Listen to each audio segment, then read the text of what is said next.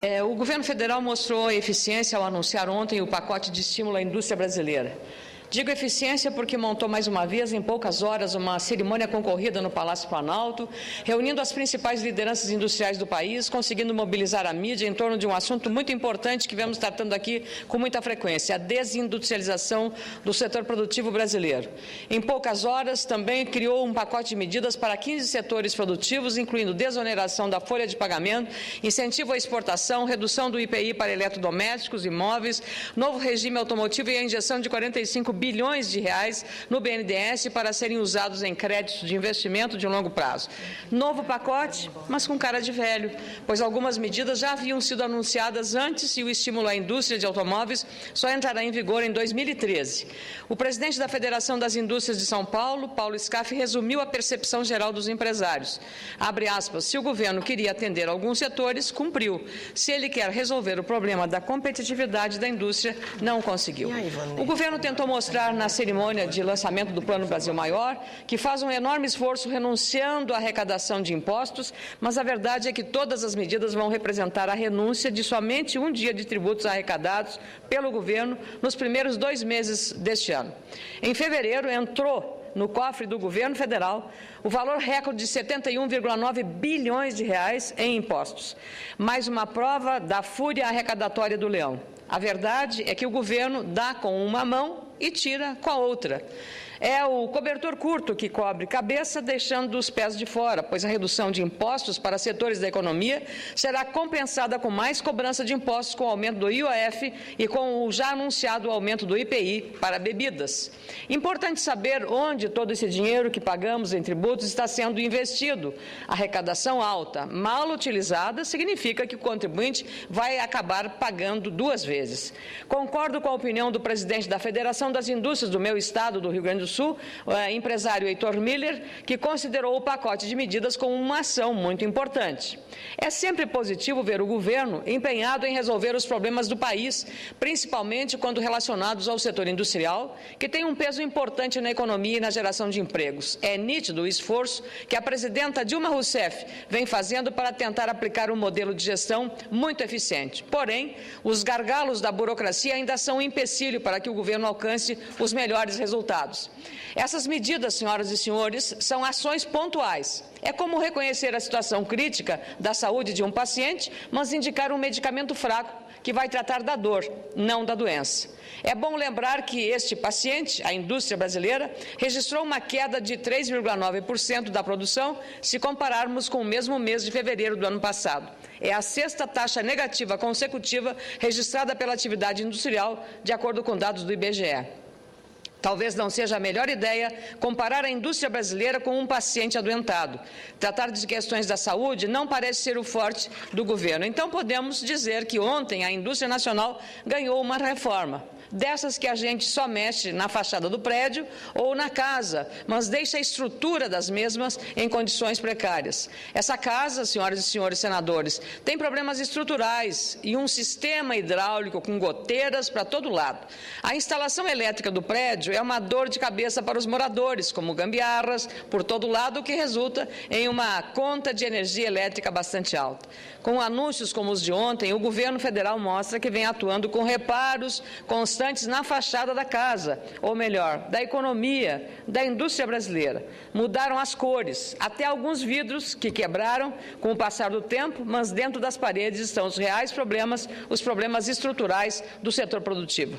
Volto a reafirmar que somente as reformas tributária e trabalhista e uma reviravolta nos investimentos para a infraestrutura do país vão dar ao setor produtivo regras mais claras e constantes e garantir a competitividade dos produtos brasileiros no mercado interno e externo. É consenso geral que as medidas anunciadas ontem deixaram de fora, por exemplo, ações cambiais capazes de garantir uma melhor taxa de dólar, fator importante para a macroeconomia e, sobretudo, para o comércio internacional. Ontem mesmo, o dólar fechou com uma nova queda de 0,26 pontos percentuais, desvalorizando-se ainda mais. As pequenas e médias empresas, o elo mais fraco dessa cadeia industrial, têm sofrido com a competição dos produtos importados que são ajudados pelo dólar baixo.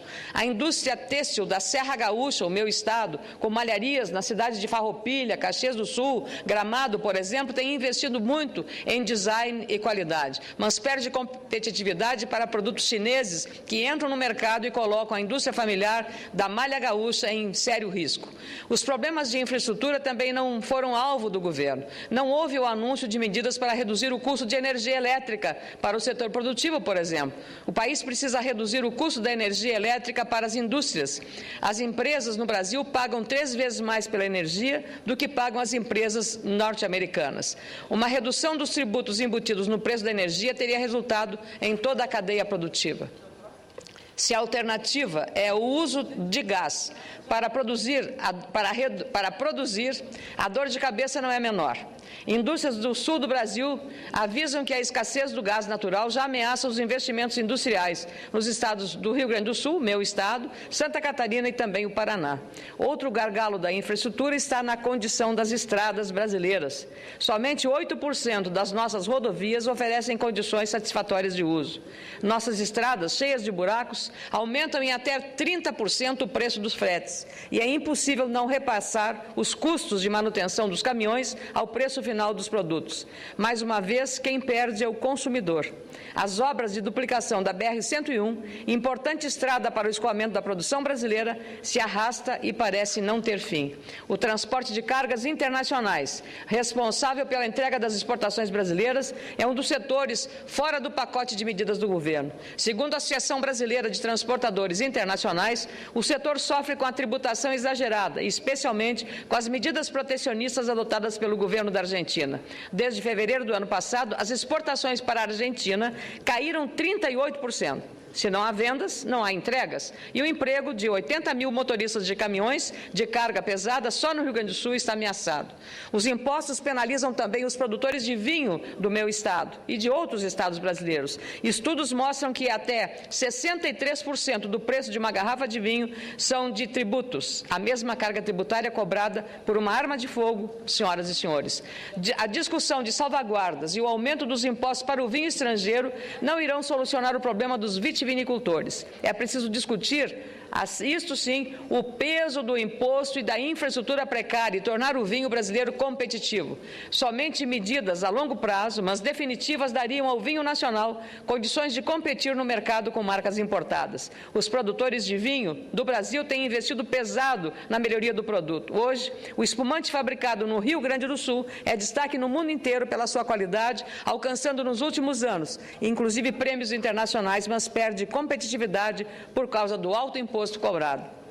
Se quisermos continuar crescendo e conquistando novos mercados, mais cedo ou mais tarde, as reformas estruturais precisam ser feitas.